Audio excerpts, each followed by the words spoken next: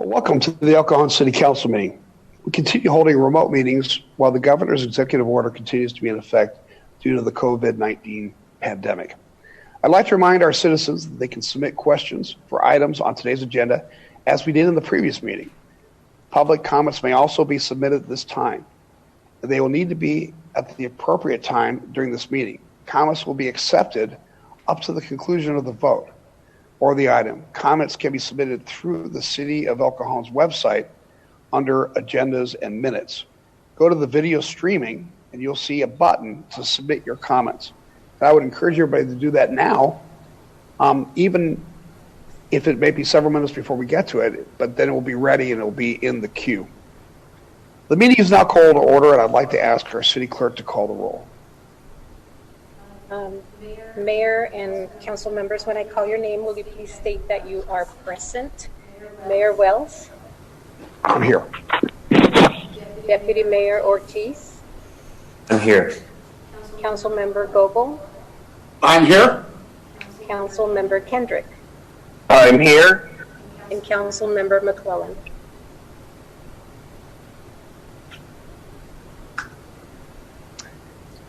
Councilmember McClellan, can you hear me? I'm here. Thank you. Well, gentlemen, it's nice to see you all again, even if it's kind of in a cyber way. Yeah. I'm going to continue to ask people to stand for the Pledge of Allegiance and remain standing for a brief moment of silence afterwards. I'll go ahead and lead us in the Pledge of Allegiance. Ready, begin. I pledge allegiance to the flag of the United States of America and to the republic for which it stands, one nation under God, indivisible, with liberty and justice for all.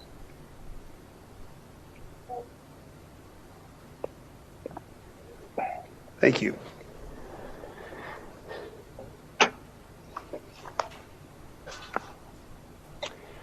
Okay, the city clerk posted orders of adjournment of the April 14th, 2020 meeting and the agenda of the April 28th, 2020 meeting in accordance with state law, council, and housing authority policy.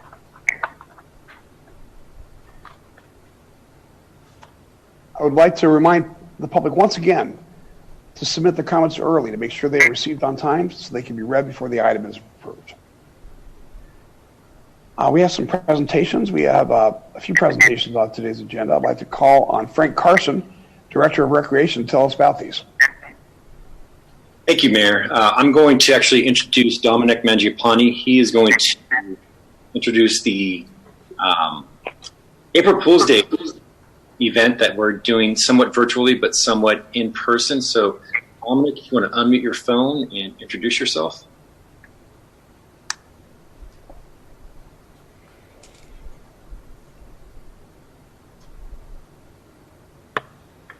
Sorry about that. Is that better? All right.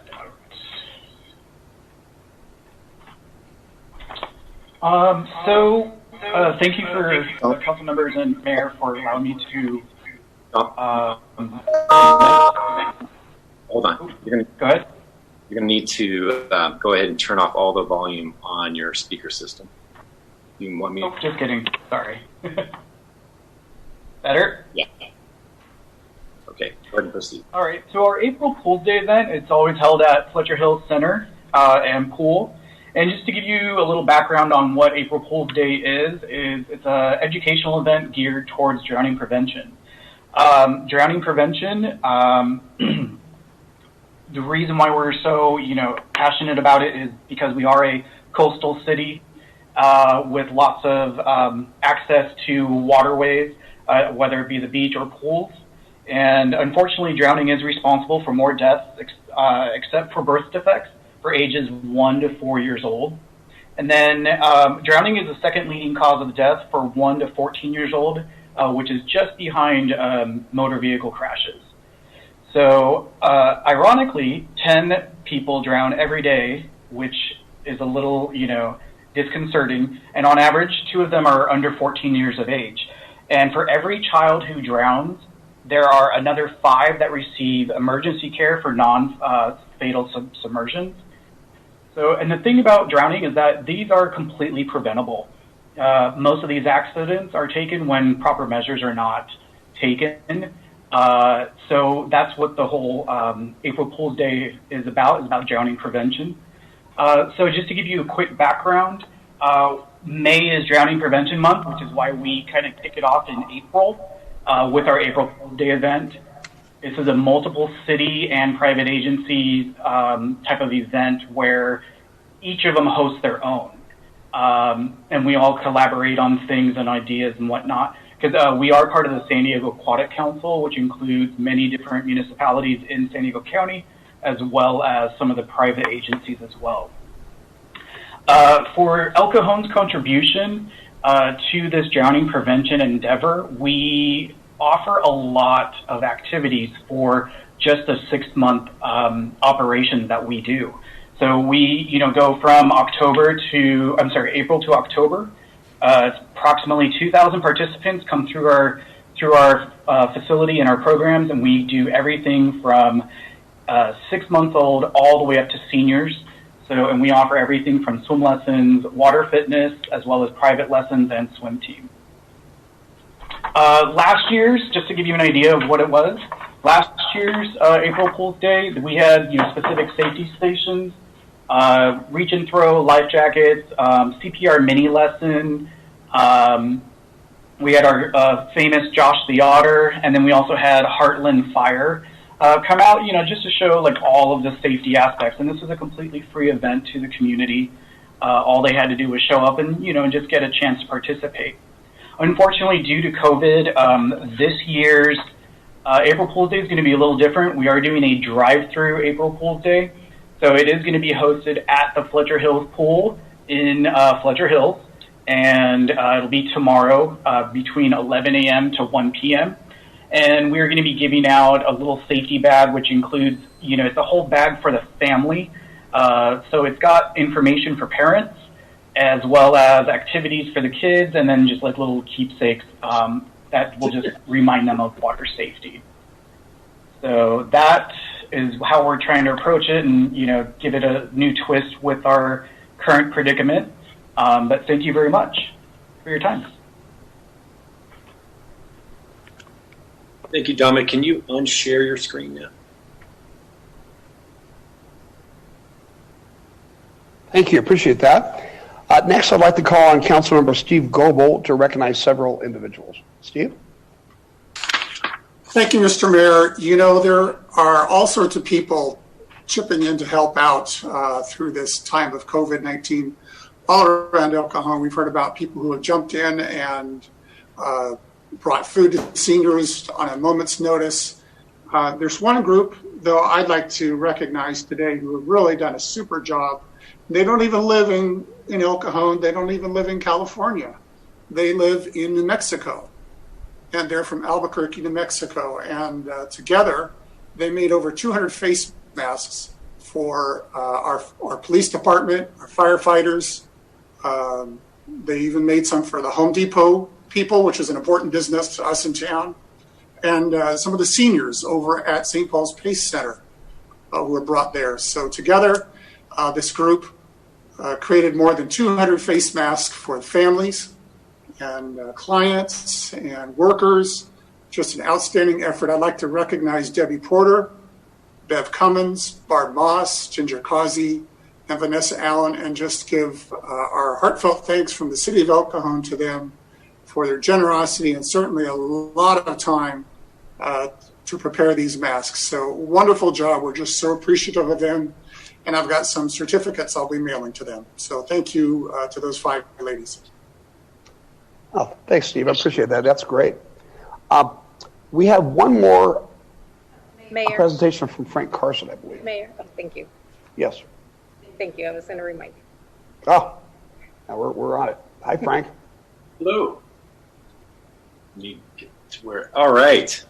So, as you know, we are going to have to postpone America on Main Street this year for obvious reasons. And we've been thinking about different ways how we can still do some engaging things with our community. So just a reminder, it was the third Saturday in May. So it's always Armed Forces Day, our theme this year, which will rebrand and make our theme for 2021 also is 100 years of aviation in San Diego. The staff have done a lot of work behind the scenes on it, so we don't want to reinvent the wheel. So we're going to roll this one out in 2021. But staff also came to us and thought of, well, let's do America on your street. So what does that mean? That can mean a number of things, and it all depends on some of the county health directives that we do get. But as you are familiar with our rec squad going out, this could be more hyper-local, where our rec squad does go out into the community, or community can actually engage with us on social media, how they're bringing America on their street. We could bring out little kits that are sponsored. So we're looking at different ways how we can engage our community in the beginning of the summer with May, and then also June with America on your street. Beyond that, we are already planning an event called 92020 Day. So it's a one-time event. It would be September 20th on a Sunday at 2020. So the actual date also fits our zip code. So the intent originally behind this was really going to be community service projects that we could utilize a lot of groups around the city to do different things. Also community celebration, celebrating El Cajon's heritage and diversity. We don't know with what parameters we'll be working in. Maybe we'll only be able to do teams of five, or we could do up to 500 people by September, or even 1,000 or more. So we're going to be somewhat fluid with how we plan this. We are going to plan this to have attractions and activities at it also, to somewhat make up the difference for America on Main Street.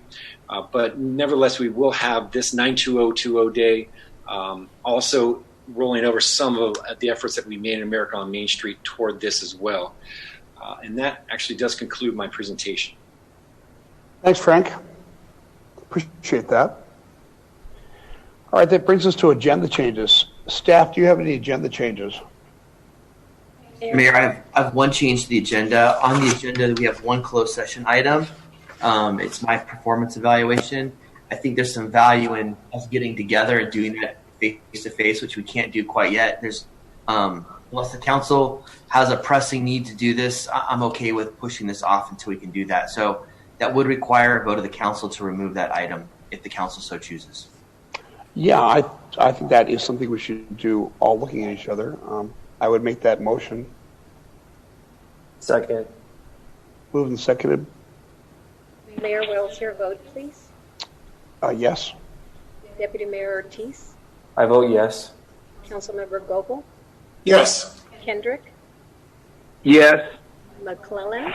Yes. The motion passes by unanimous vote. Oh, excellent. Okay. Council members, do you have any changes to the agenda? No, I'm seeing none. That brings us then to consent items. Consent items are routine matters enacted by one motion according to the recommendation listed below. With the concurrence of the City Council, a council member or person in attendance may request discussion of a consent item at this time. Council members, do you wish to pull any consent items? I see nobody. Okay. Staff, do you want to pull any consent items? No, sir. Angela, do you have any comments for consent items? No, sir, no comments were received. I'd like to make a motion then to approve the consent items. Second. Mayor Wells, your vote, please. Aye. Deputy Mayor Ortiz. Yes. Councilmember Goebel. Yes. Kendrick. Yes. McClellan. Yes. Motion carries by unanimous vote. Thank you very much. Brings us to public comment. At this time, any person may address a matter within the jurisdiction of the City Council Housing Authority successor agency to the El Cajon Redevelopment Agency that is not on the agenda. Comments relating to items on today's agenda are to be taken at the time the item is heard. State law prohibits discussion or action on items not on the agenda. However, City Council and Housing Authority members may briefly respond to statements or questions, and an item may be placed on a future agenda. Angela, did we get any comments in the queue for public comment? Yes, sir. We received one comment from Mr. David Chenoweth. Mr. David Chenoweth is a U.S. Navy veteran and is certified by the Federal Emergency Management Institute as a CERT first responder. And he wrote, I watched Mayor Wells' virtual town hall on March 24, 2020. Mayor Wells, City Manager Mitchell, and Police Chief Moulton implored El Cajon residents to voluntarily observe our statewide stay-at-home order, while at the same time declaring a casual, hands-off approach to business obedience to that order. The city leaders failed to establish effective physical distancing between themselves and support staff at the town hall meeting, a bad state of emergency decision, a bad physical distancing example. Mayor Wells' virtual town hall was an epic leadership failure. Coffee is non-essential and Starbucks is a non-essential cultural luxury. It is apparent that Mayor Wells did not take our statewide stay-at-home order seriously when he and his dog decided to violate the stay-at-home order and make an evening coffee run to Starbucks. While in transit to Starbucks, Mayor Wells wrestled with his canine passenger and rolled over his car. Mr. Wells injured himself, endangered the public and his best friend. Mayor Wells put a strain on much-needed first responder and emergency medical services at the scene of the single-car accident. In addition, Mayor Wells' actions put a drain on much-needed medical resources and diverted attention of already overburdened medical personnel at 2 hospitals. Bad leadership decision, bad public example. Question for City Manager Mitchell: since Mayor Wells was in violation of California's statewide stay-at-home order when causing this single-car accident, will Mayor Wells be billed for the City of El Cajon's first responder and emergency response expenses related to this accident? And that concludes the comments from Mr. Chenoweth. Graham, I'll give it to you. Mayor, members of the council, as you know, restaurants are allowed under federal guidelines, state guidelines, and San Diego County guidelines. So I don't think the mayor's trip to Starbucks is a violation of the stay-at-home order in any way, shape, or form. In terms of, I guess, the question posed to me, which you've asked me to respond to, is, are we going to bill the mayor for responding to this accident? Well, first, to be honest with you, I don't even know if that occurred in the city limits. And then second, we don't charge anybody for basic services. So if we run a call for a heart attack or for a accident, we don't bill that unless there's negligent behavior. So if someone were to drink and drive and destroy a street light, we will bill for that. But just for responding to a typical emergency, which this was, there wouldn't be a bill for that, if that answers the council's question. Makes anybody feel better. I didn't get coffee for about 3 weeks after that, so I definitely didn't make it there. All right. Any other comments? Mayor Wells, we have no other comments. All right. Then over to public hearings. We are at public hearings. Item 6 is for the fiscal year 2021 one-year action plan. This item was previously noticed for a public hearing for this afternoon, but is being continued until May 12th, 2020 at 3 o'clock p.m. because staff have published a new notice of public hearing. There is not need for us to take testimony or action on today's meeting. Mr. Mayor, what I'd recommend for this is really to accommodate the additional CARES Act service providers. So we've put an RFP out on the street. We have responses, and so we need to get those before you. There wasn't enough time for the public hearing perspective to get it to this meeting. So we're recommending that the council, one, open the public hearing today, and then continuing for public comments for May 12th. So that would be the motion that staff would recommend. Okay, so there'll be a series of motions. The first one would be, I'm going to make a motion to open the public hearing. Okay. And I believe they're seconded, Angela? Yes, thank you. Mayor Wells, your vote? Yes. Deputy Mayor Ortiz? Yes. Councilmember Goebel, Yes. Kendrick, Yes. McClellan. Yes. Motion carries by unanimous vote. Okay, great. Then I would make a motion to postpone the public hearing until, what date is it coming back, Graham? We'd recommend continuing the hearing until May 12th, 2020. All right, I'll make a motion to continue the hearing till May 12th. Second. Mayor Wells, your vote. Yes. Deputy Mayor Ortiz, Yes. Councilmember Goebel, Yes. Kendrick, Yes. McClellan. Yes. Motion carries by unanimous vote. Do I need to close the public hearing now? No, sir. Thank you. Okay, we're moving on to the next item. Continue. Discontinue it. Discontinue. Do you need a vote to continue it? I think we just did that. Correct, sir. We discontinued Yeah. to May Okay. 12th. So we're good to move on. Item 8 is regarding the recession of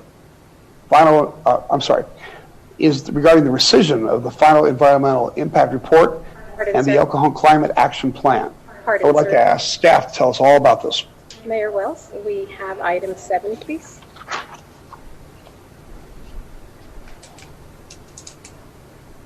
Okay. Who's going to be? Oh, we have to go back to item 7?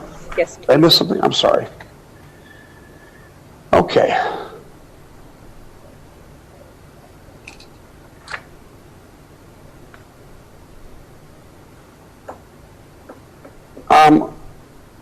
Okay, I think my script is off on this, but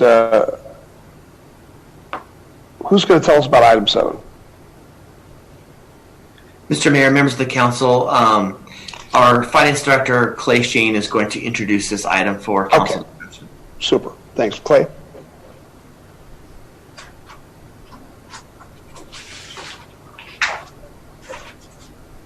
I think Clay's mic might be muted.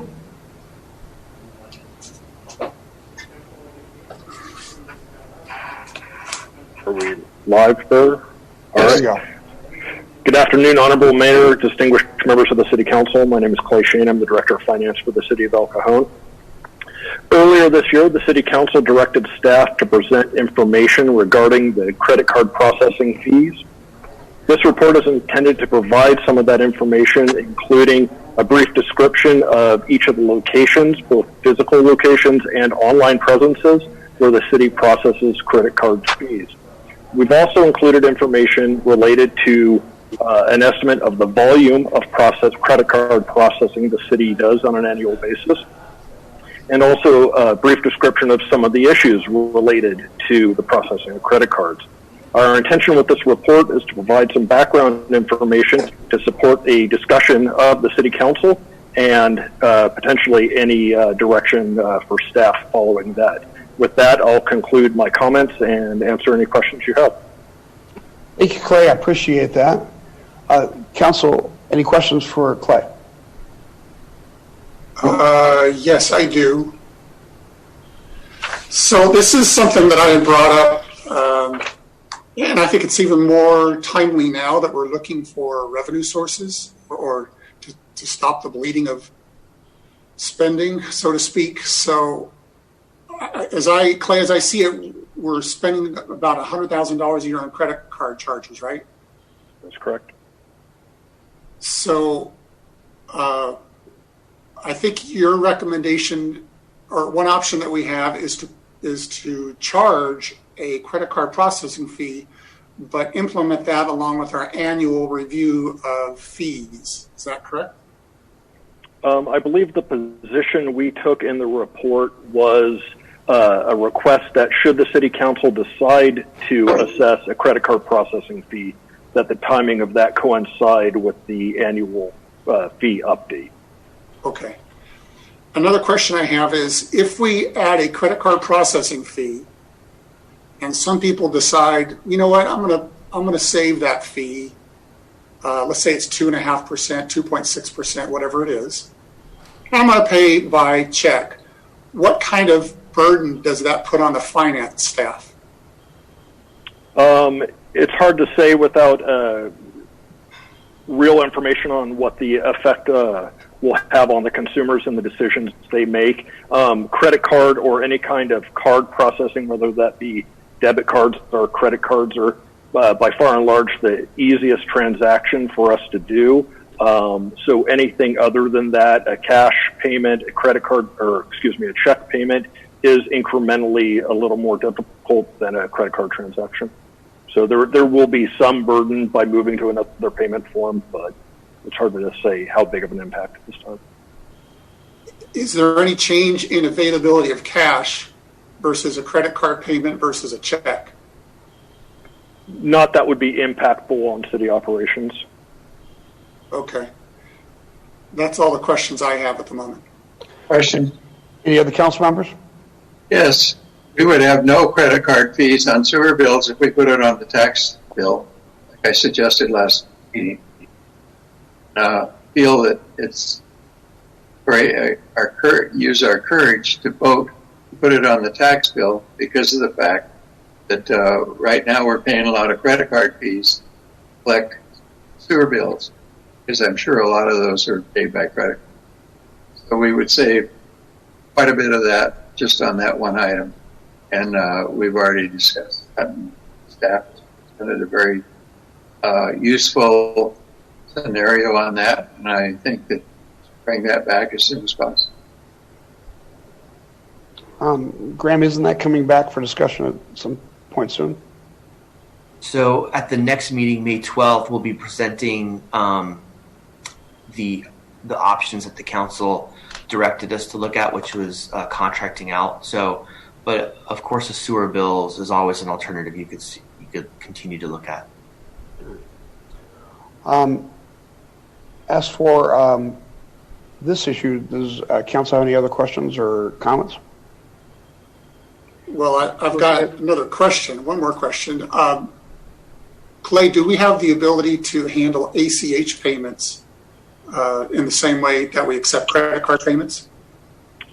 That's kind of a difficult question to answer briefly. Through our banking services provider, we do handle a very low volume of ACH payments. There are pretty significant processing hurdles on the operational side, not on the banking side. If that was an option we rolled out citywide, I think we would, for all kinds of payments, I think we would probably struggle with the tools we have to process. Okay. That's all the questions I have. Okay. Angela, are there any comments from the public on this? No, sir, no comments. All right, then. There's no need to close the public hearing on this. Would somebody like to proceed with a motion? Just to accept the report. Motion to accept the report. Is there a second? Second.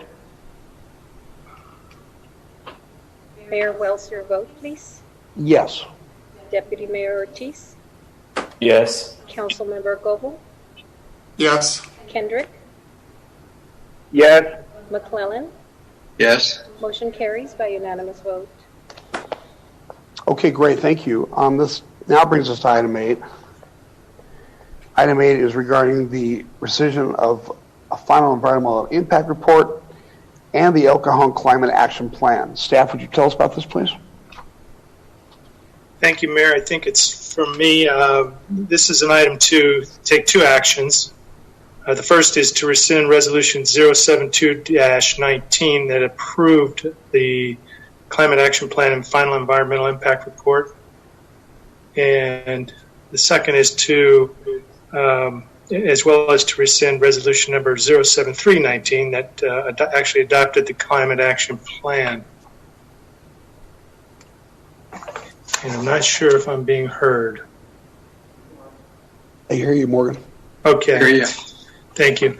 Then the second recommendation is to request staff to monitor recent and future developments related to the 2019 Climate Action Plan.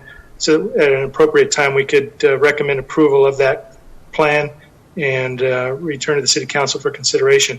If you'll recall, you adopted the plan and the final environmental impact report in July of last year.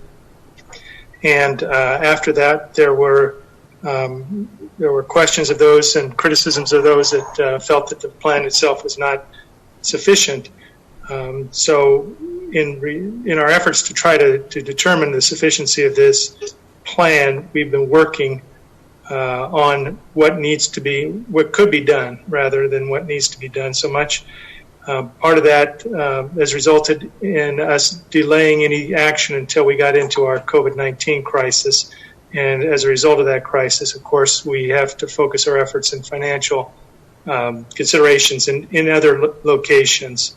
So in order to remove the financial strain of that, and also because of pending local under SANDAG, as well as state and federal emissions rules and regulations that could impact what we do with our plan in the future, we're recommending we simply rescind the actions that were previously taken. That'll take us back to no cap.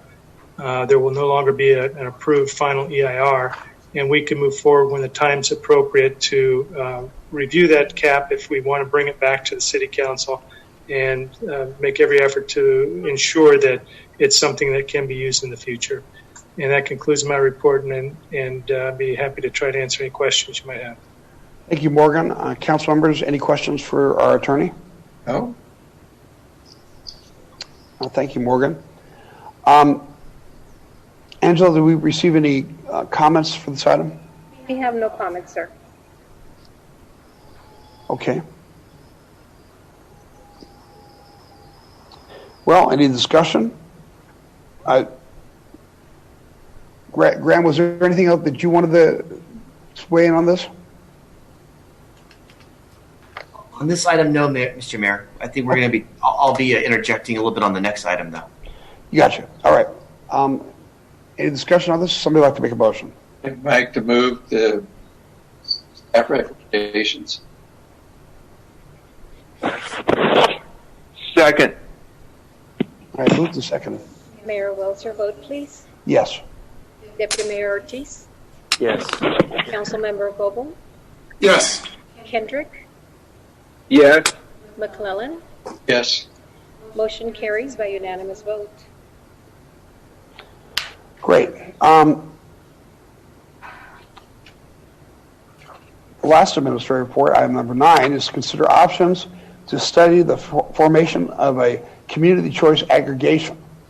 I'll ask our staff to introduce this item. Graham? Certainly, Mr. Mayor and members of the council, I'm going to turn the time over to Dave Richards, one of our management analysts, senior management analysts in the city manager's office. So with that, Mr. Richards. Thanks, David. Good afternoon. Can you guys hear me okay? Yes. Yes. Okay, great. Give me a sec. I'm going to share my presentation with you.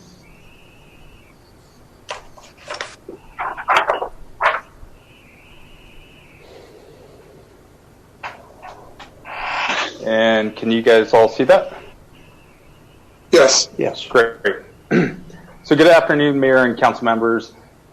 Today's presentation provides an overview of community choice aggregations, known as CCAs, and potential options to study and establish, or the potential establishment of a CCA. So a community choice aggregation, which is appointed by a local government, acts as an energy broker, buying and selling power. Power purchased by the CCA is then transmitted through power lines, owned and operated by existing power companies. In our case, it's San Diego Gas and Electric, to the end user. Billing and other administrative tasks in this model would also continue to be managed through the current power company. A community choice aggregation can help to achieve several potential goals. It can create competition in an energy market by introducing alternative rates and energy sources. It can provide less expensive power. It can help meet state-mandated greenhouse gas goals. And it can provide local funds for energy conservation programs. CCAs can take the form, or CCAs can be created by one or more cities or counties. there are three types of CCAs. There's a standalone, JPA model, and a hybrid option, which I'll discuss a little more in detail right now. When a single city or county establishes a CCA, it operates as a standalone. Under this model, the CCA functions as a city enterprise. This is a lot like the city's sewer services, which operates as an enterprise. The next type is the JPA. When two or more agencies partner to form a CCA, a joint powers authority is created. In this instance, the JPA, rather than the city, would retain financial responsibility for the CCA's operation. As a JPA member, the city would have a vote at the table, but not the full authority over the CCA and its actions and decisions. There's also a hybrid option. In this model, a standalone CCA joins a joint powers authority, which provides its members with shared professional and financial administrative services, as well as purchasing power from economies of scale for electricity.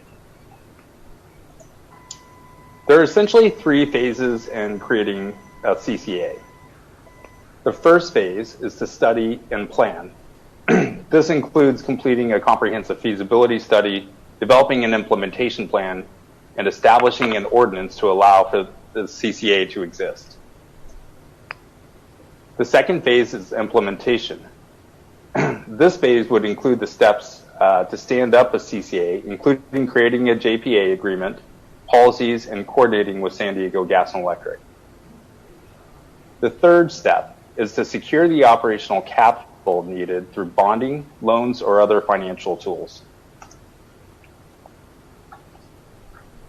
CCAs are still new in the municipal setting, and staff has its concerns about forming or joining a CCA, even though we see the merits in doing so.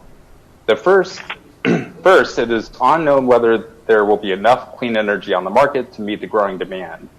Second, in order to be economically viable, a CCA must retain about 90% of its customer base. Furthermore, it is unclear as to whether a CCA can truly provide cheaper energy. Finally, given the number of potential JPAs to join, staff is concerned about choosing the right JPA to join. Given these concerns, one of our approaches could be to wait and watch as CCAs mature.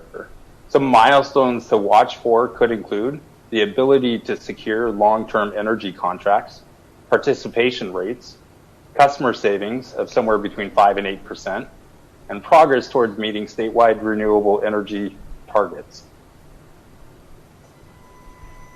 Today, staff is seeking the Council's direction on whether to proceed with one of the three potential options.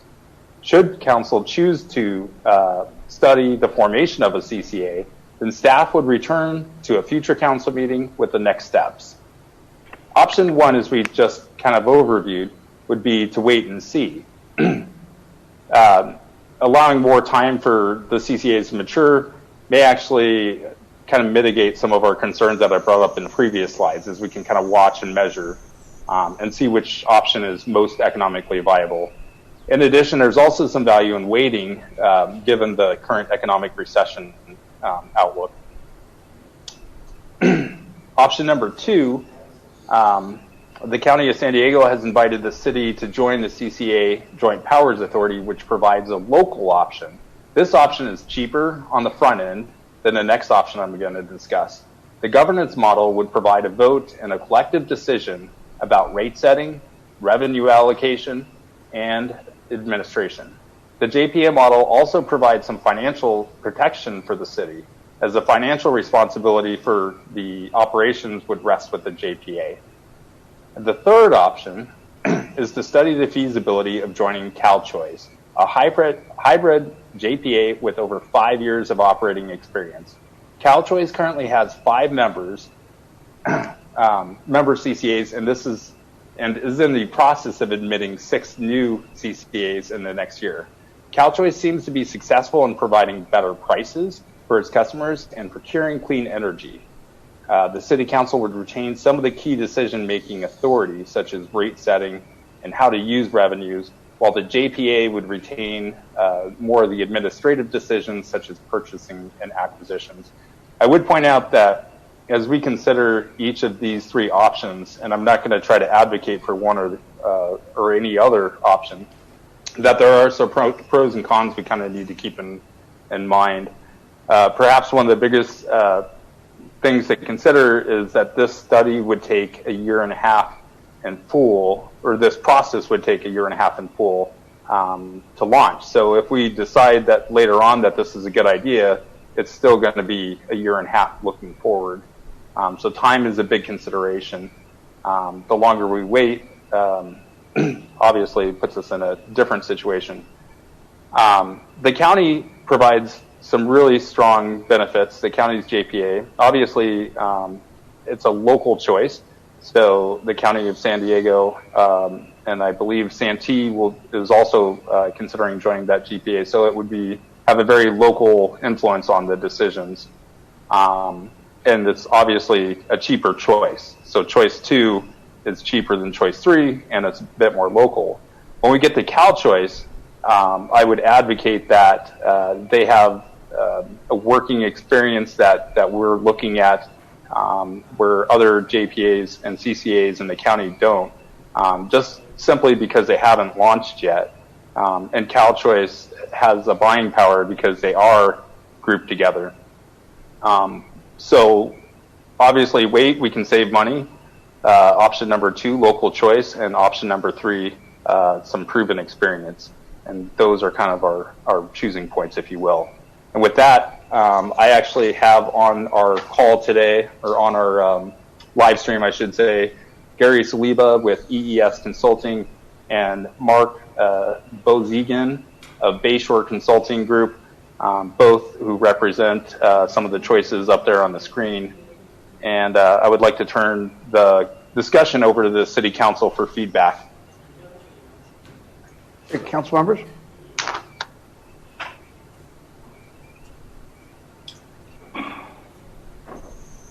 Oh, we wait, it doesn't cost anything. That's true. Hey, David, I wanted to ask you, what other cities are involved in the Bayshore choice or the Cal choice? And Mark, I would actually like to turn that over to you so I don't get that incorrect. Mark, are you on the call? Yes, I am. Pleasure to be here, Mayor, City Council. Our current cities are Lancaster, Apple Valley, Rancho Mirage, Pico Rivera, and San Jacinto. And then we will also be adding Baldwin Park, Commerce, Palmdale. I need to put my glasses on here for their logo.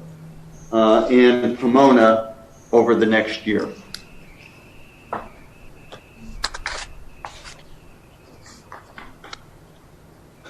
I've got a couple questions. Solana Beach, about 6 weeks ago, an article published that said they're having problems delivering the projected 3% savings in their plan. And the problem that they were having was some things beyond their control. So, for instance, the PUC sets the current exit fees for a city to get out of their SDG&E thing and to join the CCNA. What is our anticipation that the PUC, the Public Utilities Commission, will continue to have a lot of control over the costs of these things? Mr. Goebel, I think that's a really good question. I think Solana Beach has really been a leader in doing something that no other city in the county has been able to do, and the fact of their size, it speaks to their ambition. But it's probably not a good model to look at because it is so small and it could be a bit of a one-off. It'd be interesting to hear how the Cal Choice cities have dealt with those exact same regulations, and then maybe we could hear from the EES consultants as well to kind of get their perspective, because this is clearly not an area of city staff expertise. So I'd actually invite our two guests that are on the line to maybe weigh in on some of that analysis.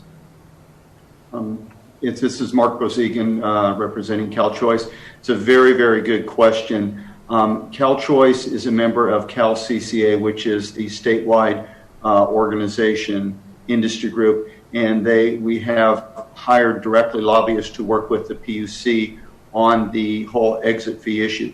That is incorporated in both instances. The study you would get at the beginning, which is taking the most credible information, doing a pro forma, which would show the savings that your residents and businesses get with the exit fee in it. The exit fee, in particular, PG&E territory, San Francisco, is the highest, and that's where most of the issues are. The other two have been, quite honestly, SCE and San Diego Gas and Electric have been easier to work with. But that is taken into account, and the strength in numbers of lobbying with the PUC on behalf of millions of CCA customers is what gives us the leverage to make sure the exit fees are fair. This is Gary Saliba with EES, and I'll add on to that. We did the peer review study for Solana Beach. We also did the feasibility study for Encinitas, Carlsbad, and Del Mar. And in that analysis, we determined that Solana Beach was, in both cases, Solana Beach was too small to go it alone. They have 4,000 or 5,000 meters. And the economics of a CCA dictate you need to have about 100,000 meters to make it go over economically. So Solana Beach is trying to hook up with the Encinitas, Carlsbad, and Del Mar people, at which time they will have over 100,000 customers and probably be fine. But in the meantime, they've got some interim issues. On the question of the exit fee, the Utility Commission will continue to be determine what that's going to be. That's just the way it is. But the exit fee has been negotiated, and a big public hearing was held at the PUC on this.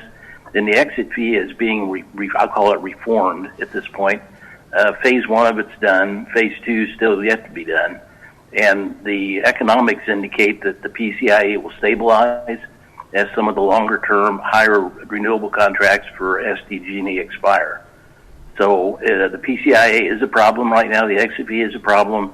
We see it to be a temporary problem. Next year or two, that should settle out. I have a question. Okay, I got one more. Go ahead, Steve. Go ahead. Market demand for renewable energy. If one of the goals of a CCA is to use renewable energy, but there is not as much renewable energy on the market as there is demand, that means prices will go up for renewable energy. What's your outlook on the supply of renewable energy becoming available to people who want to join a CCNA? Good question. EES did a renewable feasibility study for the county. We're the county's feasibility consultant also, and we'll be happy to share the study with you. But the Reader's Digest version is there's about twice as much renewable potential in California as will be needed to meet the resource portfolio standards. So we see surplus renewable energy down the road. Right now there's surplus, and there's going to continue to be surplus. And the other good news, the price has gone down. The cost of solar has probably decreased by a factor of 4 in the last 8 years. It's down around $20 a megawatt hour now, and market prices are in the 30s. So solar looks real good for renewable. Prices are good, and there seems to be an abundance of supply. We would concur with that. I'm sorry. Also, as technology, battery storage, other technologies are there, they're able to smooth out when demand and supply are there. So we see renewable as a bullish area that prices will continue to come down, in particular solar.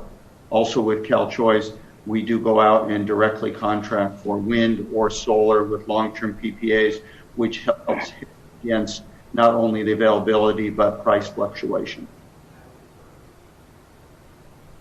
One of the problems. Go ahead, Steve. Go ahead, Steve. Oh, I got one more question. This is probably for Graham.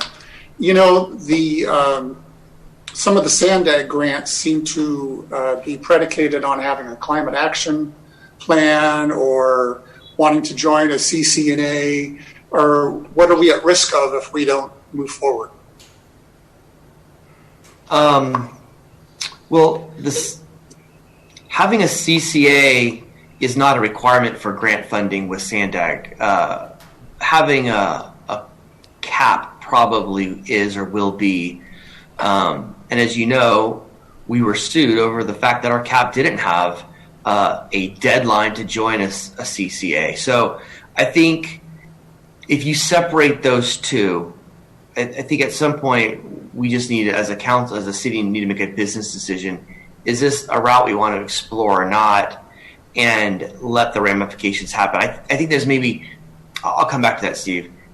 To answer your question, I think there may be too many unknowns, but I don't think you should use that as the factor to determine which choice you want to take. Because even if you were to say, yes, let's do this, doesn't mean that you join a CCA. Your feasibility study may come back and say, the margins aren't there. Or while we're doing the study, San Diego stands their CCA up, and it fails miserably. So there could be some reasons why having a study alone doesn't necessarily mean that we're going to be joining a CCA anyway. So this certainly is, if the council wants to take a step towards a big environmental step, this is one way to do that. But you're also taking some risks at a time when we don't know what our financial future is going to look like in the next year. Another thing too, Southern California is especially vulnerable to more wildfires. And when a big wildfire happens, and say it happens in the San Diego gas and electric area, sometimes they're fined heavily for these catastrophes. They have a discretion is spent them. And how would that affect them servicing the customers on the CCA compared to their own customers that aren't on the CCA? They maybe get their power on a lot faster, and we wouldn't have our power on for maybe 36 hours where there was a major catastrophe with wildfires, which we've had a number of them in the last. Been around. Mr. McLeod, I would assume that the PUC probably regulates that, but it'd be interesting to hear from Gary or Mark on that perspective. We have some real-time examples of that up north. Obviously, they've had problems the last couple of years with fires, and there's no difference between the back online date between a CCA customer and investor-owned utility. So there's no evidence that suggests being a CCA customer would get you hooked up later than anybody else. And we don't know because we can't dig into their find out where they put their staff to fix certain areas at what time. They have that prerogative. They're going to fix their power lines and their power poles and things like that, versus the PUC can't say, well, you got to fix the ones on the CCA first, or you can't say if you can. You got to fix your.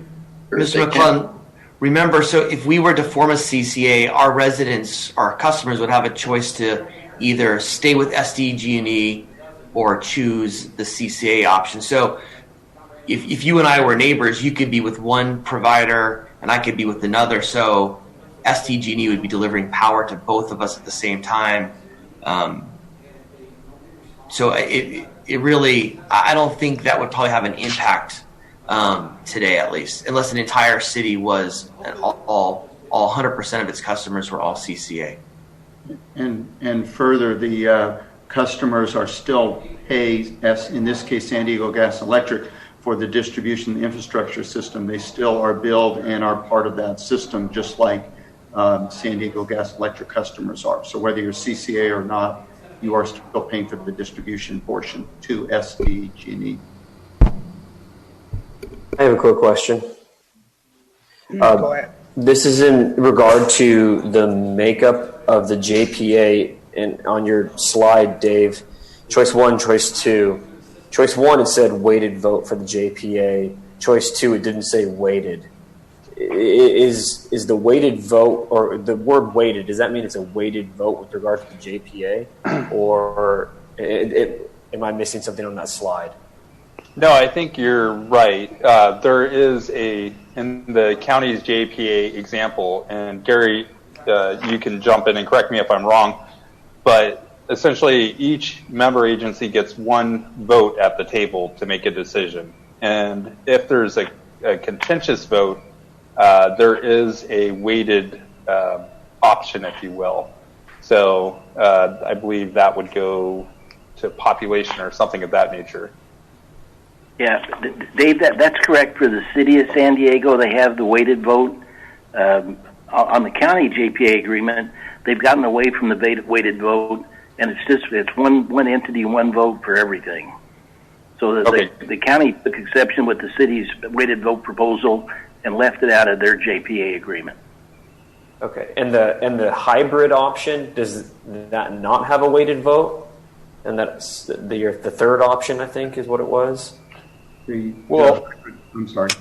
Oh, well, I'll take a stab at explaining that, and then Mark, you can clarify. But essentially, to be a hybrid, we would be the standalone option. So we would go through the process of standing alone as an enterprise, our CCA, and then we would join the JPA, who's going to help us with all these professional services, such as financing and procurement, and that we would likely have some weight or some vote, not saying weighted vote, but some influence on their decisions. But ultimately, we're hiring them to make those decisions. Mark, can you just confirm or clarify? Yes, under the hybrid model, you would have full control, the El Cajon CCA, on rate setting, what you do with your revenues, and what programs you want to pay for and deliver to your residents and businesses. The back office that Mr. Richard talked about, you would share the administrative costs of lobbying, customer service, all of those things, the lawyers you would hire, and then be based on your rates that would drive what power is bought and at what price. But you'd have full control. Thank you. Hey, the CCA that's run by the other cities like Lancaster, what are their results? I'm the former city manager of Lancaster for 11 years. I retired about a year and a half ago. I can speak to that and others, but I'll just speak to Lancaster. They've been really, really good in that essentially money that was going to Southern California Edison for power. In Lancaster's case, our residents and businesses spent $35 million, say, to Edison.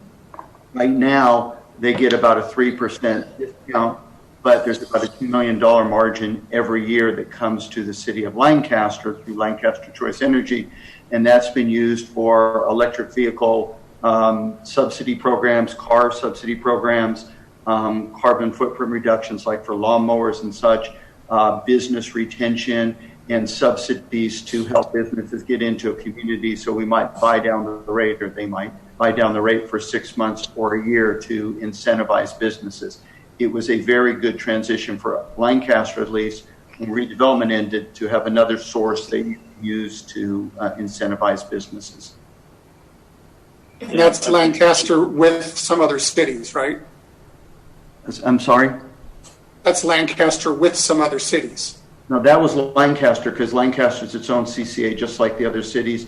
Other cities have chosen like water heater programs to do. They can choose whatever makes the most sense for their city. Pico Rivera's used it very much for business attraction. So I guess what I'm saying is Lancaster's a city of about 60,000, if I'm remembering right, and you're saying they got about a $2 million return? 160,000. 160,000. And that was rough. Some years it's a little more, some it's a little less, but that's been on average the last 2 or 3 years. Okay. Yeah. And EES set up San Jose and East Bay, the LA Ventura County CCAs, and all of them have done quite well also.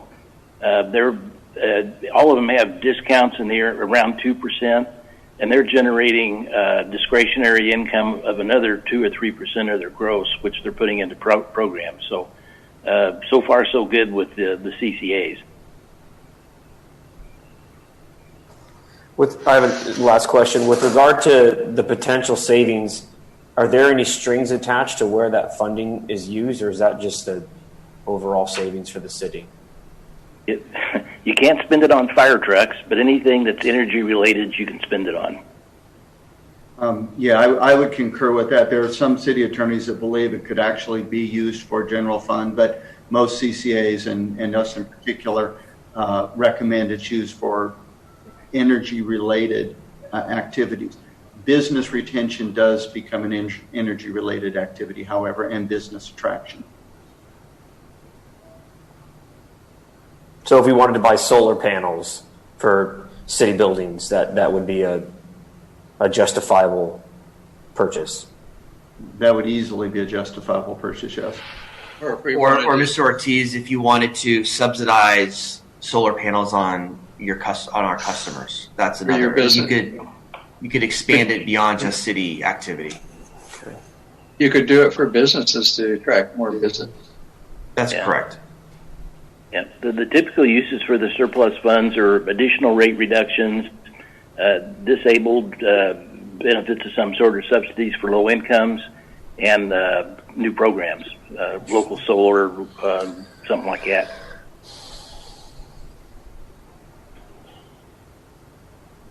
If there's a savings. Why don't we go ahead and listen to, I think we have a public speaker on this, right, Angela? We do, Mr. Mayor. Our Miss Cortez's computer's acting up, so I'm going to act as the city clerk right now, and I'll read the public comment. And if she's not back up, I will. If there's a vote to be taken, I'll be calling for that. So we have one public speaker comment on this. I'll just read that as it's come in. Honorable Mayor and El Cajon City Council members. By the way, this is from Joe Britton, Public Affairs Manager for SDG&E. Thank you for the opportunity to comment on agenda item number 9 regarding the study of the formation of a community choice aggregation program in the city of El Cajon. SDG&E appreciates the long-standing collaboration we have built with the city and look forward to continuing our partnership into the future. As municipalities continue to move forward with CCA programs, close alignment with SDG&E will be critical. SDG&E respects our customers' rights to choose the energy provider or program that best fits their needs. Whichever path the city chooses, SDG&E will continue to operate a safe and reliable electric grid and will continue to handle customer billing and core programs.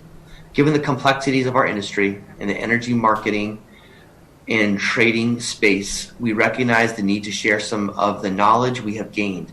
That is why we recently engaged city staff from around the region, including staff from the city of El Cajon, to participate in workshops where we shared information and tools in energy procurement with the goal of supporting the success of customer choice-driven programs should you decide to pursue that path. We support your journey and will be there for your staff and our shared customers either way. Regardless of your energy procurement path, the city of El Cajon's biggest source of emissions is cars and trucks. Whether you care about climate change or about kids with asthma or saving money, the biggest bang for our collective buck is to electrify the transportation sector. That is why SDG&E is looking to partner with cities to expand our Power Your Drive program to build electric vehicle charging infrastructure throughout the region. SDG&E is committed to maintaining a strong relationship with the city of El Cajon, regardless of the choice you make with respect to energy procurement, and offer our support and resources should you choose to move ahead with a feasibility study. We have 2 critical facilities in the city and hundreds of employees and their family members who call El Cajon home and look forward to continuing to work with you. That concludes the public comment. Thank you, Graham. Graham, I have a question for you. Is the city taking any kind of a stance on what they're recommending? It's a pretty complicated issue. I think we're all kind of trying to digest a lot of new language. For me, at least personally, I would like to hear what the city is recommending. Well, to be honest with you, Mr. Mayor, we don't have a strong recommendation on this. I can, as a staff member, I can see the value of sort of waiting and seeing what happens. I think the model of Solana Beach is not enough for staff to say, yeah, that's a choice we should make. The challenge, though, in waiting for one of the local CCAs to stand up is that we know that the feasibility study takes a while, and once the application is in, it takes the PUC about a year to process that. So we're a year and a half out already. So if the council today decided we're all in, regardless of what the feasibility study says, you cannot have an offered CCA to your residents until January 1st, 2022. That's just the reality. So most likely. We see the value in waiting, but there are also some value in doing a study now, just so you have it ready, poised to go. And if you want to pull the trigger, you can pull the trigger. It saves you a little bit of time. That's a philosophical question for the city council. It's probably not one where staff has strong passion one way or the other. If the council wanted to move forward with some sort of a study, then your other question becomes, do you want to stay local? Do you want to play locally with the county and maybe some other jurisdictions in the county that hopefully are sort of like-minded with what our goals would be? Or do you want to take a proven entity such as CalChoice and go with them? One of the cons of CalChoice is that they are Southern California Edison customers. Now, at the end of the day, electricity is electricity, protons and neutrons are neutrons and protons, and it's all on a grid. And maybe I'm just too much simplifying really what electricity is. But we don't have this local partner that we can look to and say, absolutely, this is a no-brainer. So it really becomes more of a philosophical. In terms of showing the public your intent, maybe moving forward with the study has some value, and I'll leave it at that. Graham, what's the major downside, especially economically, of a wait-and-see approach? The downside is if it looks like there are some real good opportunities to save customers money, economic development programs, you're going to be 6 months to a year or a year and a half away from being able to offer those programs. So that's the downside.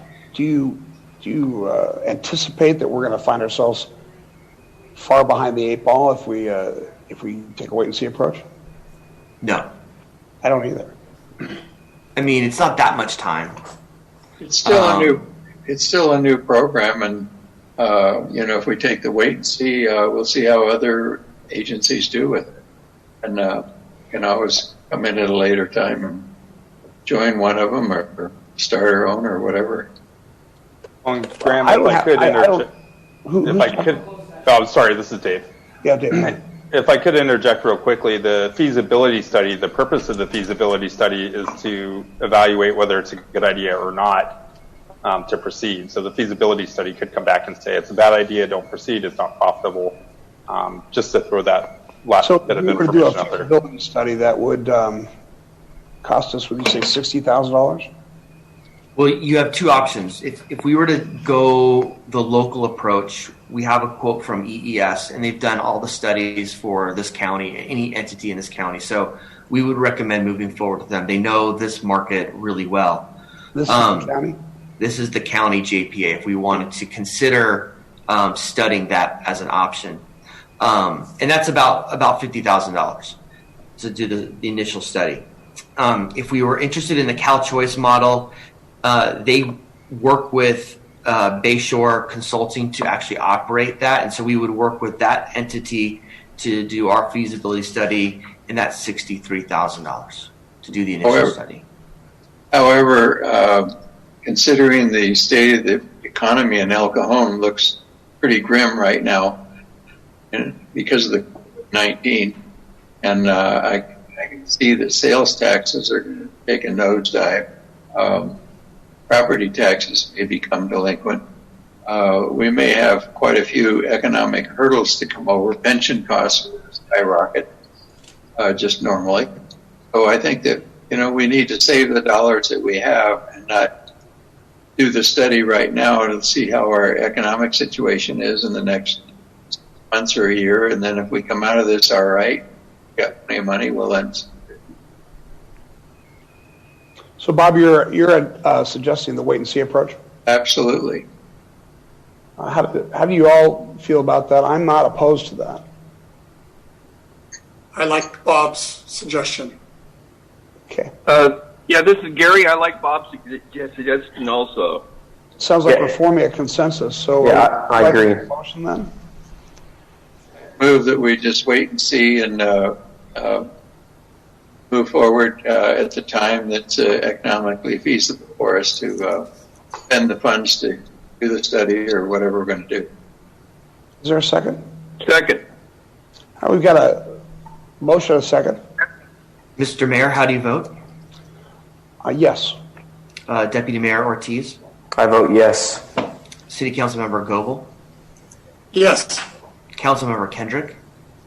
Yes. Councilmember McClellan? Yes. The motion carries.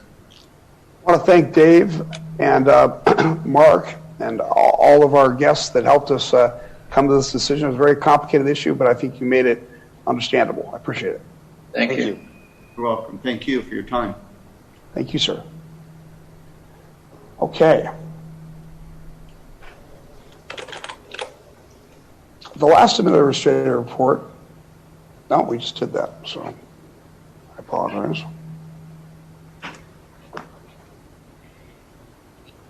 All right, we are on commission reports.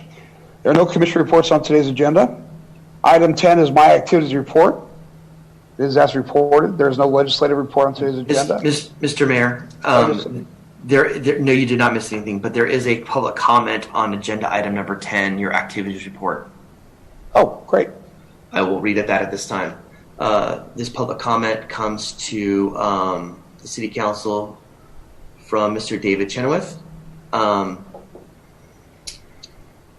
He says, I do not believe that our council member activity reports comply with Government Code Section 53232.3, paragraph D.